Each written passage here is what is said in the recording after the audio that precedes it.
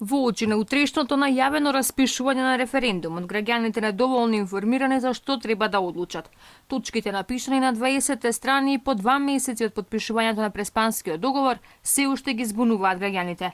Дел од нив decени дека нема да поддржат референдум на кој се одлучува за промена на името. Други пак велат сега е доцна да одлучува народот. Најдобро би било воопшто да не се одржи за доброто на Македонија и за доброто на македонскиот народ. Меѓутоа со оваа власт која денес една кажува, утре друго, не знаеме што може да очекуваме.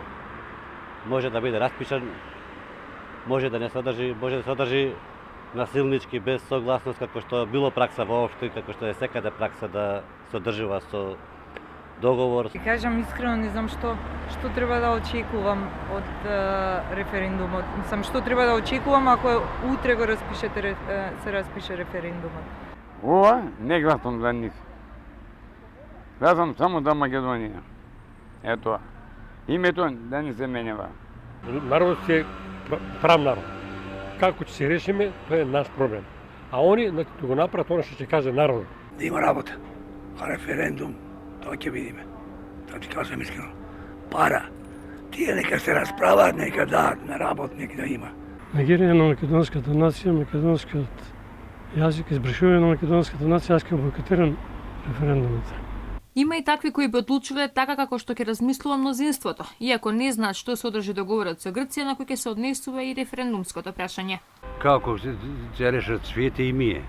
Да, но сега граѓаните треба да одлучат референдум. Да, како и ние сме не сме против. Се сакаме подобро да биде. Бале за нас и така години одат тамо млади, бале за млади не знам точно како се. Али не знам. Не знам што да кажам тоа. Формиран сум да и би го посетил, да. Дали точно знаете во тие 20 страници што содржи договорот? Под прилика, да. Ти кажам право тоа, не знам, они се решаваат за името ли? Ние не решаваме тоа. Тоа е лична работа на секој човек и веројатно тој што мисли дека разбрал што треба да каже и да направи, ќе го направи тоа, а оној што не разбрал, глупо е да излегува.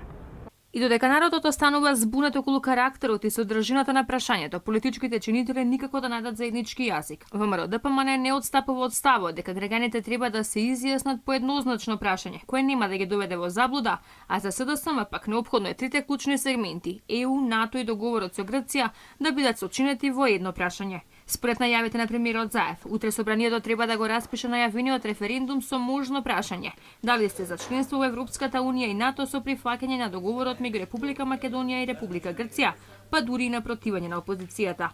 20 страници од договорот во целост може да ги разберат единствено експертите по уставно и меѓународно право. Деталите велат дека не само прекрстување на Македонија зашто најмногу се зборува. Договорот од нивици опфаќа и експертски комисии кои ќе ја чишлаат историјата. Се доведуваат во прашање трговските марки, македонските брендови. Македонската влада се откажа и од употребата на топонимите, нешто за што воопшто не се ниту преговарало низ годините.